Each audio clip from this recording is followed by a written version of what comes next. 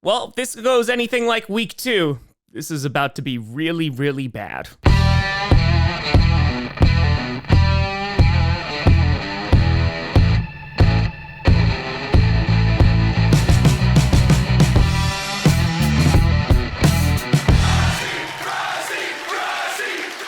Grossi Posse Packer Nation. Welcome to another episode of Packcast, a podcast where you don't, I do Packers fan, but it sure does help. I'm your host, Tom. Seriously, what the hell was week 2? Grossi. And today, we are going to be breaking down and predicting each game in the week 3 slate. Week 2 was full of pandemonium and chaos. How much chaos? Well, I went 9-7 last week, which brings me to 20-12 on the season. I picked the wrong team in week 1, but I said it on here, so we got to stick with what I said.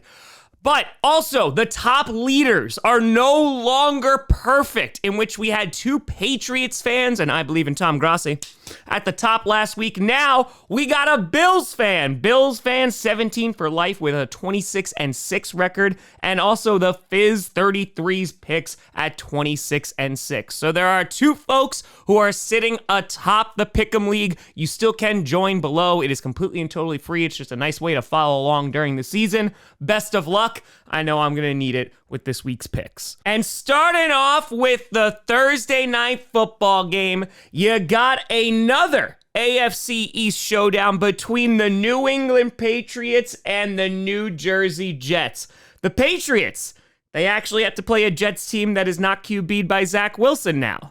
I have a bad feeling about this. But the Patriots went into overtime with the Seattle Seahawks last week, and the Patriots, I think, got to get some credit because a lot of people predicted they were going to be one of the worst teams in the league, and it's only week 3. There is still time, don't get me wrong. But their defense has been playing really well. Stevenson has been playing well, and they went toe-to-toe with the Seattle Seahawks, and if it wasn't for a couple of plays, the Seahawks could have lost that football game. So I got to give some props to the Patriots. Meanwhile, going over to the Jets side of the ball, they were in a battle with the Tennessee Titans, and Will Levis doing Will Levis things and just finding the most entertaining way to turn over the ball, leading to his coach screaming, "What the F are you doing at him?"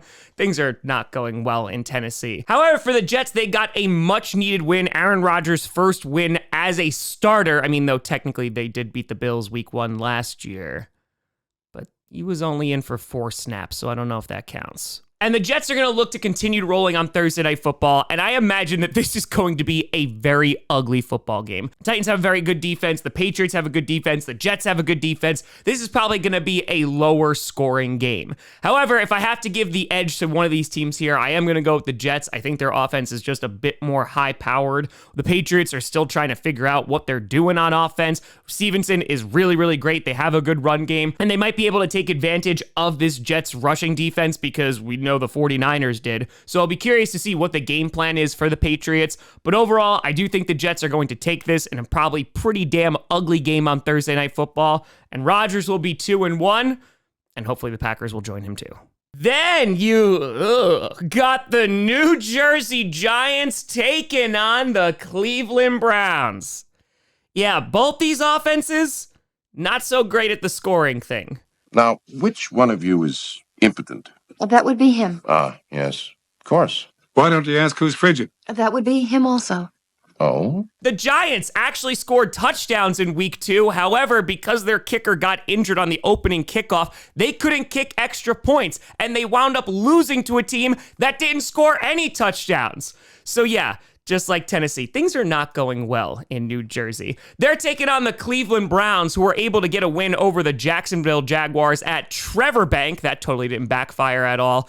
And for the most part, especially in that first half, this game was on cruise control for the Browns. However, that second half, things got way closer than they needed to. And for the Cleveland Browns, their defense, we know it's good. Their offense, though, with Deshaun Watson is just not great. They performed better than they did week 1 against the Cowboys, and they're going to look to try to continue at this week against a very bad Giants football team.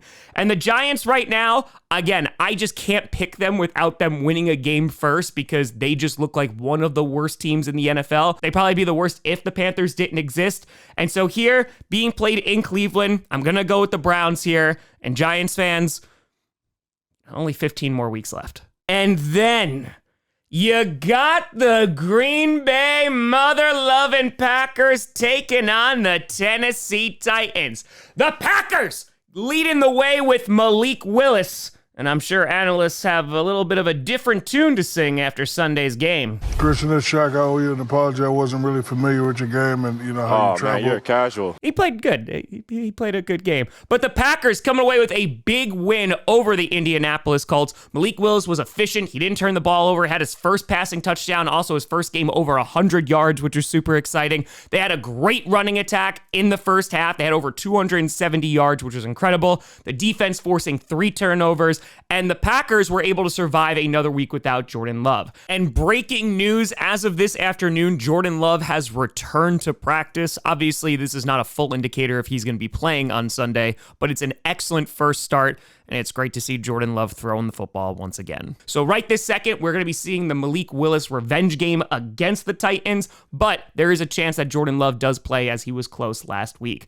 They're taking on the Tennessee Titans, who, quite honestly, could be easily 2-0. They could have beaten the Chicago Bears week 1, but a Will Levis mess up did not allow that to happen. And they could have beaten the Jets week 2, but we'll let you get it at this point. The Titans, their defense is really damn solid. I love their defense. However, looking at their offense led by Will Levis, the potential is there, but he just keeps on making crucial mistakes. The concern I have for this game is the Colts defense is not good, and the Titans defense, as I just said, is significantly better. So if they force Malik Willis to throw the ball and the Packers aren't able to establish the run, it might be a long day for the Packers, and this might be a long, low-scoring game. I kind of anticipate that. It would really be great if Jordan Love was able to play, because that would open up the passing game, because like I said before, Malik Willis wasn't asked to do too much. What he did was great, but it's going to be tougher going up against this kind of quality of a defense. So I think that this is definitely going to be a challenge. However, I do believe in the Packers defense, which already has 5 interceptions in 2 weeks. They had 7 all of last season. And so with Will Levis making these mistakes, I think if the Packers defense comes to play, they should be able to get the win. Though on top of that, if Jordan Love does play, the Packers' chances of winning goes up 33.3% with some Steiner math. And so because of that, I'm going with the Green Bay mother-loving Packers to get the win. If Malik Willis plays, it's his revenge game. And if not, I'm going to be sad. Please no puke on the ball this time too. Following that, you got the Chicago Bears taking on the Indianapolis Colts. Both these teams wishing they had better weeks last week. The Chicago Bears, woof, not great. Their defense, phenomenal. Their offense, lacking significantly. And if I'm not mistaken, yes, hold on, we have leaked audio of Caleb Williams talking to his offensive line. You never could block. It's not good. The offensive line for Caleb Williams has not been holding up. The play calling with Shane Waldron has not been good in the first 2 weeks. And also, Caleb Williams has not been playing well. And it's kind of just this mix that's causing things to become unsettling in Chicago. As I said, their defense is really damn good, and they gave the Strouds a fight on Sunday night, but the offense just can't move the ball. And when you're just dumping it behind the line of scrimmage or don't have a deep ball or Caleb Williams just has no time, it's going to make scoring very, very difficult. They're going up against the Colts, who we just talked about, in a losing effort against the Packers. Jonathan Taylor ran the ball well, and for whatever reason, they just stopped running the ball. And Anthony Richardson, he had a tough day. He had some garbage time at the end of that game that definitely padded some of those stats, but just like Caleb Williams, Anthony Richardson is a younger QB in one of his first starts, and so it's going to take time. Being played in Indianapolis, that should definitely help the Colts. However, looking at this game, I think the Bears are going to have a better time moving the football just because the quality of the Colts' defense is not where it needs to be. And so if the Bears are going to have a good offensive attack, I think it's going to come this week. And looking at the Colts, they're going up against a very good defense in the Bears, and if Anthony Richardson struggles or they're not able to move the ball, Jonathan Taylor, I think the Bears actually take the win here. If the Bears wind up losing and the offense doesn't look good, this is really going to get bad quickly. However, I am going to go with Chicago to pull out the win here. I just think their offense should be able to do more than they were able to do the first 2 weeks against a depleted defense. And yeah, sorry, Colts fans, it's Gus Bradley. Following that, you got the Strouds taking on the Minnesota Vikings. The Strouds taking care of one NFC North opponent on Sunday Night Football, going up against the Bears in what was an ugly game. You had 21 accepted penalties. The Strouds offense didn't do a ton, but enough to win that game, and their defense was able to get after Caleb Williams all night, and the Strouds are quickly off to a 2-0 start, taking on the Minnesota Vikings. Ugh, the purple incarnation of Satan, sitting atop the NFC North with a perfect 2-0 record. Sam Darnold is playing really, really well. What the hell is going on out here? But they knocked off the 49ers, who haven't won in Minnesota since I was 2 years old. And I have to give the Vikings a lot of credit. They are doing this without Jordan Addison. They're doing this without TJ Hawkinson. Justin Jefferson missed a chunk of that game, and they're still finding ways to win the ball game. Their defense is looking great under Brian Flores, and that looked good last season. And now they're taking on the Strouds. They are at home, so it's going to probably be an electric atmosphere, and that stupid horn is there. And everyone right now is counting out the Vikings for this week. But then again, we counted them out last week. You don't really think you'll win, do you? Things change. And I imagine that this is going to be a pretty damn good game. Considering the Vikings were able to give the 49ers that much trouble and defeat them, I imagine this could be pretty darn close. I know Justin Jefferson's kind of day-to-day with his injury, but they are definitely going to need him if they want to win this football game. Ty Chandler and Aaron Jones, I think, will be good on the ground, but the Texans have a pretty solid defense, and so I'm curious to see what the game plan is going to be for Minnesota. However, I cannot pick against the Strouds because I'm worried about my car, and I do think the Texans are a better football team here. So because of that, I am going to go with the Texans. I think their offense can put up a bunch of points, and we'll see how well the Vikings defense is going to be able to handle that. But right now, I'm going with the Strouds. Following that, you got the Philadelphia Eagles taking on the New Orleans Saints. Who would have thought that this would have been one of the best games of the week if you told me at the start of the season? But the Eagles, choking in historical fashion on Monday Night Football, had complete and total control of that game, but were unable to put away Kirk Cousins and the Atlanta Falcons. A Saquon drop definitely did not help things, and Kirk Cousins was able to march down the field 70 yards and get the game-winning touchdown. The Eagles, after a messy week one where they are able to pull out a win, they're not really panicking right now, but they know that they should have been 2-0. And the Eagles, I still think, are trying to find their identity. Saquon Barkley has been great for them over the past 2 weeks, except for that drop. Their defense is playing pretty solid, except for that last drive against Kirk Cousins and the Falcons, because their defense was doing just fine and containing him, except for that Darnell Mooney touchdown earlier in the game. They're going to be taking on the Saints, who are apparently the powerhouse of the NFL. And Saints fans have never been happier to have Derek Carr as their QB. SpongeBob, look! Our car! They are just lighting up opponents left and right. And week one, I didn't give them a ton of credit. It's against the Panthers. But week two, they went into Dallas and they slapped the crap out of them. It wasn't until the third quarter that they finally didn't score a touchdown on one of their possessions. And I don't know what the hell is going on in New Orleans, but keep doing it. Their defense is playing well. Their offense, after they got rid of Pete Carmichael with Clint Kubiak now, has been electric. Kamara, 4 touchdowns last week, and this should be a really, really fun game. It's being played in New Orleans, and originally I picked the Eagles to get the win. However, with A.J. Brown having that injury, we'll see if he's going to wind up playing. And right this second, I'm actually going to go with the Saints. A lot of it is just going to be based off momentum. Eagles are coming off a tough loss, but the Saints right now, they're scoring 40-plus points in the past 2 weeks. Let's see if they could do it again against a pretty damn good defense. They did it last week against what was a good defense in the Dallas Cowboys. They might be able to replicate it with another NFC East team. And so for now, I'm putting my hope in the Saints. Don't let me down. Then, this is going to be a low-scoring game. You got the LA Chargers taking on the Pittsburgh Steelers. Both teams coming off a big win last week, and both teams, they just love to run the ball. You shall not pass! The Chargers able to take care of the Carolina Panthers. Bryce Young got benched. Things are just pandemonium in Carolina. And this is the new LA Chargers. Harbaugh shows that he wants to run the football. Joe Alt has had a phenomenal 2 weeks after taking care of Crosby in week 1, handled the Panthers very easily. J.K. Dobbins running the ball with ease. And it's really fun to see. Hell, even Quentin Johnston scored 2 touchdowns last week.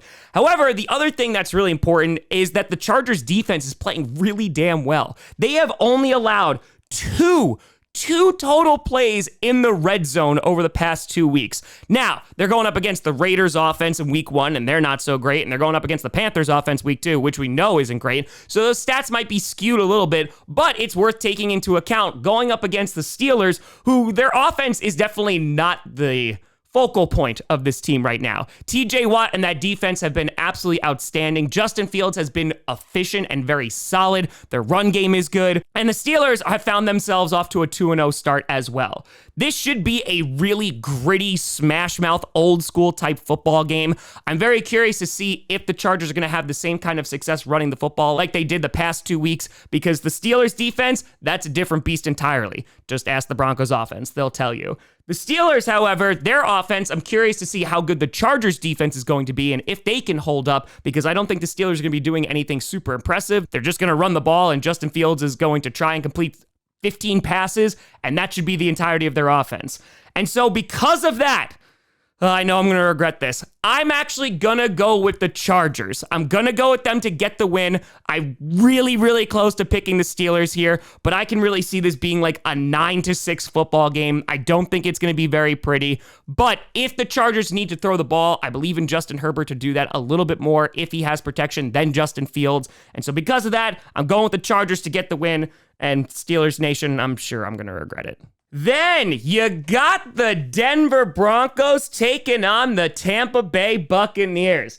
Broncos fans are doing everything they can right now not to talk about Bo Nix. Oh my God, can we talk about the political and economic state of the world right now? It's been a rough start to the season for Bo Nix. Last week did not look any better against the Steelers, making mistakes, throwing turnovers. They have no run game whatsoever. Their defense is playing pretty damn solid, but their offense just can't get any production out of their passing or running game right now. And so Denver, things are not going well. Meanwhile, things are going really well for the Tampa Bay Buccaneers. Even though they have some key injuries, they were able to get a big win on the road to avenge their divisional round loss last year against the Lions. And the Lions are a really damn good football team. But Baker Mayfield these past 2 weeks has been playing excellent football. Chris Godwin was the man this past week. And the only real concern besides the injuries I have with the Buccaneers is their lack of run game. If they're able to establish the run and kind of get that balance on offense, they don't need to be amazing. The Buccaneers could make a deep run this season. And the Buccaneers are a fun team to root for right now.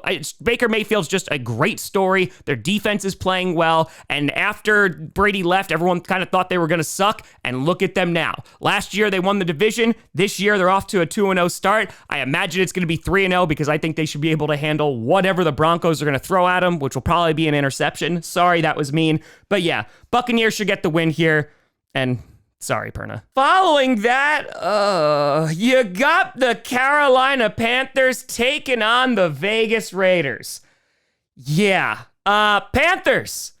I'm just so sorry, Panthers fans. You don't deserve this at all. It has been a god-awful start to the season. The Panthers far and away look like the worst team in the league. You're welcome, Giants fans. They just benched Bryce Young. And David Canales, after just 2 weeks of coaching Bryce Young, I give up. It's not great. They're making changes and putting Andy Dalton in. The Red Rifle returns for the Carolina Panthers. Bringing in a veteran quarterback, I don't think is necessarily the worst move if they want to try and win now. I just don't think this team is good enough right now to throw in a veteran quarterback. You might as well just figure out if Bryce Young is the guy, which the first 2 weeks, he has not looked like that. Last season, it was a pretty rough showing, except for the Joe Barry-led Packers defense.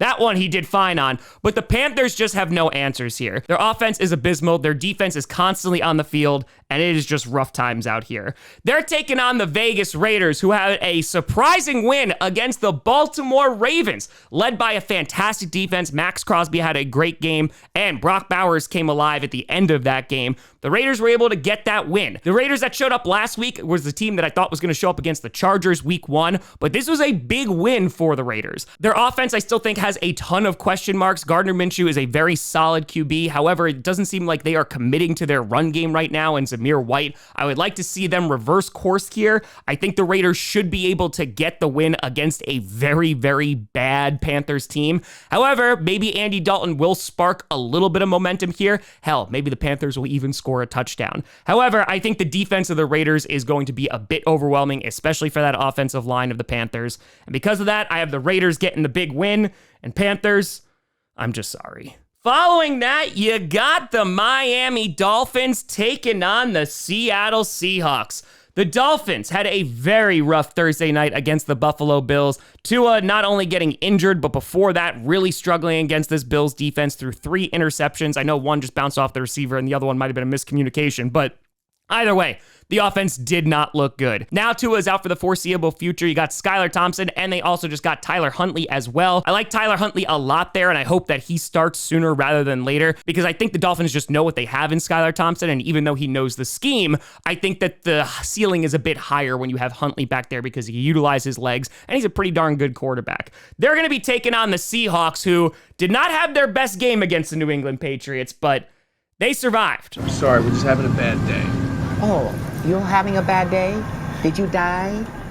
The Seahawks run game was almost non-existent without Kenneth Walker. Hopefully he's coming back sometime soon. And the Seahawks, with a big play to DK Metcalf and Geno Smith coming alive in that second half, they were able to force the Patriots into overtime and get the win. The big story about the Seahawks these past 2 weeks has been that defense. I love the way that defense is operating, and they should be able to have success against the Miami Dolphins, especially without Tua. Like I said, I would like the Dolphins' chances if they had Huntley in to start. However, I think the Seahawks being played at home, the way their defense has looked the past 2 weeks, if they're able to establish a ground game against the Dolphins and able to move the ball a bit, they should be able to get a win. I would have been really curious to see what this game would have looked like if Tua was playing for the Dolphins, but unfortunately that is not the case, and so because of that, I'm going with Seattle. Following that, this should be an interesting one. You got the Baltimore Ravens taking on the Dallas Cowboys. Both teams coming off some depressing losses last week. You had the Ravens losing to the Raiders in the last seconds, in which you had the Raiders drive down the field, and then Lamar had a chance to just keep on running, but he didn't, though there was a defender back there. He was just off camera. I did see him. But the Ravens, a disappointing start in what could have easily been a 2-0 start. They are sitting at 0-2. And I don't think it's time to panic for the Ravens in any way, shape, or form, but they got to figure it out. Their offensive line play does not look great, especially going up against a good defense like the Chiefs or the Raiders. And them taking on the Cowboys, I think that they're going to have some issues with this as well, though the Cowboys defense did not look good last week, and I'm sure Bill Belichick was just watching them struggle. I think I'm quite ready for another adventure. But the Cowboys, a soul-crushing loss to the New Orleans Saints in which their offense looked horrible, Dak was throwing picks, and their defense, not enjoying that Mike Zimmer defense right now. The defense, which was once the pride and joy of the Cowboys, was really good last season, was abysmal last week. Kamara was able to do whatever he wanted. Derek Carr was able to do whatever he wanted of that defense. And I think being played at home, Cowboys fans, yeah, that's not so great. I know fans kind of weren't super hyped about this season because Jerry Jones and his all-in approach didn't really result in anything. All in my ass. But the Cowboys are trying to avoid 2 losses in a row going up against the Ravens, who are a very hungry football team.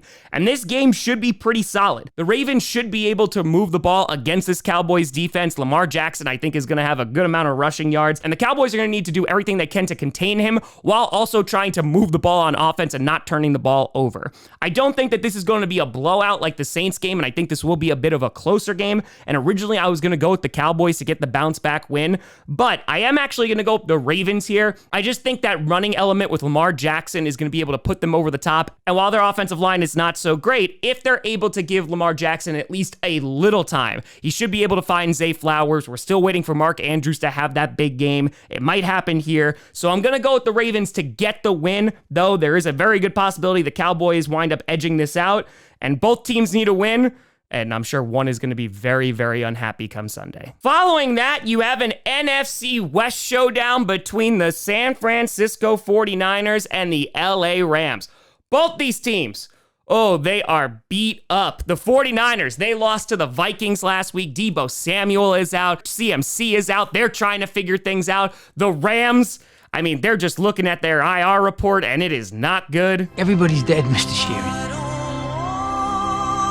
They're all gone. Losing Cooper Kupp, losing Puka Nacua, losing offensive linemen. Things are just not going well, and they got their ass kicked by the Arizona Cardinals last week. Both these teams looking to try and get through this week with all the injuries that they have. The 49ers, it was a close game against the Vikings. They had opportunities to win that game. However, the Vikings defense played well, and the Vikings offense was super duper efficient. And the 49ers allowed like 97-yard bombs to Justin Jefferson. They can't do that here. The Rams, however, are an even more depleted football team. And while I've loved to see this game with both teams at full strength, we're just not getting that here. On top of that, the 49ers fans have made SoFi Stadium their home over the past few years, so I imagine there's going to be a ton of red in the stands. And so, with all the injuries the Rams are going to face and it basically being an away game for them, I'm going to go with San Fran to get the bounce back win here against a division rival. And as for the Rams, just get healthy soon. Following that, you have what could be the game of the week with the Detroit Lions taking on the Arizona Cardinals. The Lions falling to the Tampa Bay Buccaneers last week in what was a really good game. Aiden Hutchinson showed the hell up, had 4.5 sacks. Aaron Glenn called a great game. However, mistakes from Jared Goff and that offense, and also looking on the coaching side because they were just sending the field goal unit out when they were trying to spike it. It just made them miss out on opportunities to win that football game. And the Lions, I'm really not down on them right now. I still think they're a very good football team, and I think just mistakes cost them against a good Buccaneers team. They're going to be taking on the Arizona Cardinals, who had a hell of a game last week. And Cardinals fans, I'm sure they're loving the recap of Kyler Murray's game last week. I gotta tell you, it was perfect. Perfect. Everything, down to the last minute details. And I'm super happy for the Cardinals. Like I said all this offseason, they were my underdog team to potentially make a wild card berth. And after a week one where they were unable to close it out against the Bills but look good, Marvin Harrison Jr. was the belle of the ball this past Sunday. And I'm really excited to see how this offense is going to look because Kyler Murray was electric, James Conner was running the ball well, and this is going to be a tough test for the Detroit Lions. Being played at home, I think the Cardinals should have the advantage here. The offense, like I said, is playing really well. I think it's going to come down to that defense, and if they're able to contain all the weapons that the Lions have, including Gibbs and Montgomery, Amon-Ra St. Brown should be okay, and the Lions, I think, are going to have a tall task to try and get past the Cardinals, except, the whole Kyler Murray thing. But I am going to give the Lions the win here because I believe in their trenches a little bit more. Aiden Hutchinson, I know Kyler Murray can move. If he's able to get after him and they're able to shut down the run game of the Cardinals, I think that they have a good chance to win this game. However, I am not confident in this pick whatsoever. I am going to go with the Lions to get the win because I think they are a better football team. However, the Cardinals are right there. Don't be surprised if they get a sneaky win. But for right now, for me, Lions get it. Following that, you got the Sunday Night Football matchup between the Kansas City Chiefs and the Atlanta Falcons. Both teams coming away with a big win last week. The Chiefs able to get a win against the Cincinnati Bengals, which I'm sure Bengals fans are not upset about at all, in which you had some defensive pass interference at the end of that game, just leading to the collective groan of everybody watching it. But the Chiefs were able to hold off a surging Bengals team and get the W. The Bengals had plenty of chances to win that game. And the Chiefs over the past 2 weeks have been involved in very close games, but they're still looking pretty damn good. Unfortunately, Isaiah Pacheco is out on IR with an injury. Kareem Hunt and Carson Steele will lead that backfield, and Steele did have a fumble last week, but he looked really good in the preseason. I'm curious to see what he's going to look like being given the vast majority of carries. They're taking on the Atlanta Falcons, which, Eagles, you blew that lead to the Falcons on Monday Night Football, and I gotta wonder if Drew Lock was watching that game. He copied my whole fucking flow! Word for word, bar for bar! Drake London having the game-winning touchdown. Yeah, Drake? Drake? No, different Drake. But for the Falcons, I gotta be happy for them. Week 1 did not look good. They did not look good against the Steelers. They lost to a team who didn't score a touchdown. Sorry, Giants fans. And for 3.5 quarters, the Falcons really didn't look great besides Bijan Robinson, who is just so damn good. But Kirk Cousins led a 70-yard game-winning drive down the field in the fourth quarter to cap off a great win, and that should at least give the Falcons some confidence. However, I don't think they should have a ton of confidence heading into this game. They are definitely the underdog, just like they were last week. However, they're going up against a Chiefs team that I don't think will make the same mistakes that the Eagles did. That's why the Chiefs are the Chiefs. And so because of that, even though this is being played at home, I do have the Chiefs winning on primetime here. I'm curious to see which Falcons team shows up, but either way, I got Kansas City getting the W. Following that, you got 2 Monday Night Football games. The first, you got the Jacksonville Jaguars taking on the Buffalo Bills, and the Josh Allens meet once again. What is this, a crossover episode? You know, that gets funnier every time. You're being sarcastic, but I think it does actually get funnier every time. Well, technically it's Josh Hines Allen now, but the Jaguars unable to make the comeback against the Cleveland Browns. Their offense, yeah, it's not looking great, and they're just unable to close out games. And right now, heading into the season, I think you're already looking at coaching it potentially being a problem. I think seats are getting a little bit warmer there, but the Jaguars, they need to pull off a win here. This is a pretty pivotal game for them because they cannot afford to start 0-3, especially in a division where the Strouds are running away with it at this moment. They're taking on the Buffalo Bills, who had a great performance against the Miami Dolphins. Even before Tua went out, the defense was playing really well. Josh Allen doing Josh Allen things, and they got James Cook involved early in that game, and he was very successful. And the Bills right now are looking like a very solid football team. I do still have some questions about the receiving core as they're continuing to gel with Josh Allen and get used to that offense, but considering they can rely on a good run game, I do think the Bills should be able to get the win on Monday night in Buffalo against a struggling Jaguars team right now. I think this should be a very solid football game. I hope Trevor Lawrence plays well, but the momentum right now is with the Bills, and I think they're going to continue their win streak at 3-0. And finally, you got the Washington Commanders taking on the Cincinnati Bengals. The Commanders and Jaden Daniels getting his first NFL win this season, and they didn't even have to score a touchdown. They kicked 7 field goals to defeat the New Jersey Giants in what was a god-awful football game, and I'm so sorry for anyone who had eyes and had to watch that. They're taking on the Bengals, who Bengals fans, I mean, yeah, they're pretty upset still at the refs for costing them the game. I won't change my mind, because I don't have to, because I'm an American. I won't change my mind on anything, regardless of the facts that are set out before me.